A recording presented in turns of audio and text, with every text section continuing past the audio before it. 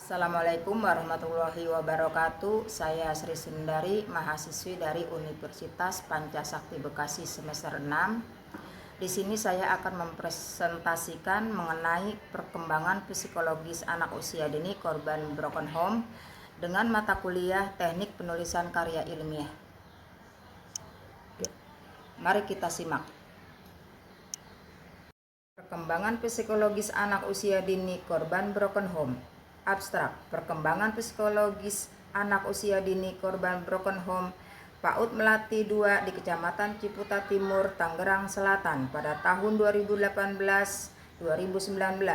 Penelitian ini bertujuan untuk mengetahui perkembangan psikologis anak usia dini korban broken home di PAUD Melati 2 di Kecamatan Ciputa Timur, Kota Tangerang Selatan pada tahun 2018-2019. Jenis penelitian pada penulisan penelitian ini adalah kualitatif dengan pendekatan studi kasus terhadap perkembangan psikologis anak usia dini korban broken home. Subjek penelitian adalah seorang anak pada PAUD Melati 2 di PAUD Melati 2 di Kecamatan Ciputa Timur, Kota Tangerang Selatan pada tahun 2018-2019 yang merupakan anak broken home. Teknik pengumpulan data dengan observasi, wawancara, dan dokumentasi. Hasil penelitian menunjukkan bahwa terjadinya perceraian mengakibatkan tidak terpenuhinya kebutuhan anak, terutama perhatian dan kasih sayang atau ASIH yang seharusnya didapatkan dari kedua orang tuanya. Akan tetapi, Anissa tetap memiliki rasa aman, mendapatkan perlindungan, tidak minder, suka berempati, berbagi dengan yang lain, serta anak suka menjadi lebih mencari perhatian dengan orang lain. Anissa merupakan anak korban broken home, mengalami perkembangan sosial emosional yang sesuai dengan anak seusianya. Lingkungan sekitar rumah dan sekolah yang peduli dan memberikan perhatian dan yang baik terhadap anak korban broken home dapat membantu perkembangan sosial emosional anak berkembang sesuai tingkat perkembangannya sehingga Anissa tidak memerlukan penanganan khusus. Kata kunci perkembangan psikologis broken home.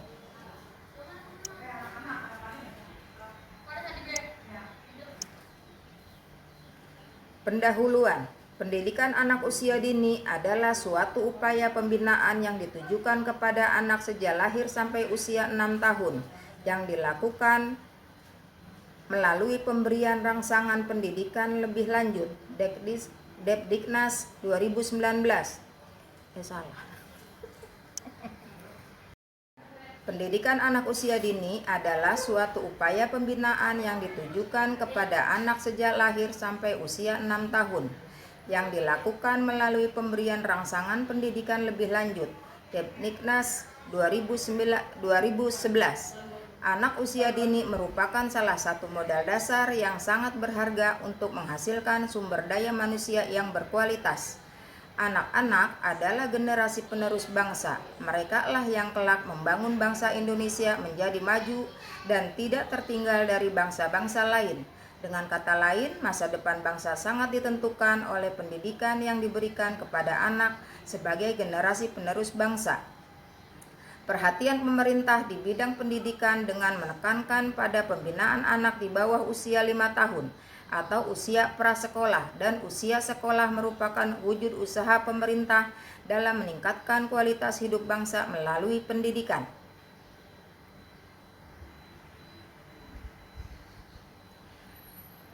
Menurut Suciningsih 2121,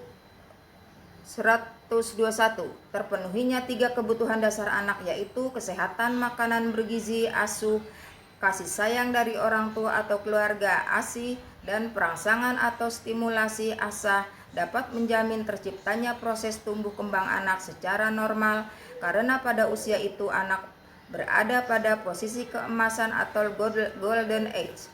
Menurut Sudarjito 2007-114, keluarga merupakan pusat pendidikan pertama yang dikenal oleh anak. Keluarga mempunyai peran mensosialisasikan adat istiadat, kebiasaan, peraturan, nilai-nilai, atau tata cara kehidupan.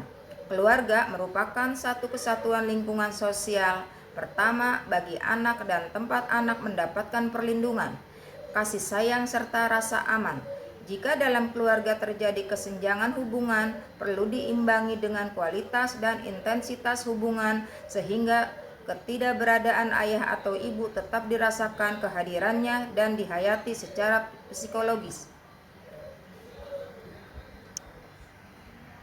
Berdasarkan observasi yang dilakukan peneliti di PAUD Melati 2 di Kecamatan Ciputa Timur, Kota Tangerang Selatan, terdapat anak korban broken home dan peneliti tertarik untuk mengkaji lebih dalam tentang perkembangan psikologis anak korban broken home tersebut. Agar penelitian tidak melebar, peneliti membatasi pada perkembangan sosial emosional anak usia dini korban broken home.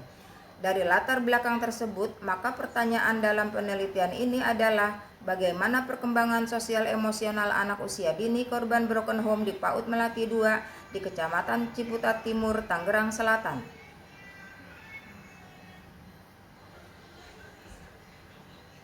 Metode penelitian. Lokasi penelitian ini adalah PAUD Melati 2 di PAUD Melati 2 di Kecamatan Ciputat Timur, Kota Tangerang Selatan. Waktu penelitian ini direncanakan pada semester 1 tahun pelajaran 2018-2019 yang meliputi persiapan penelitian sampai penyusunan laporan penelitian.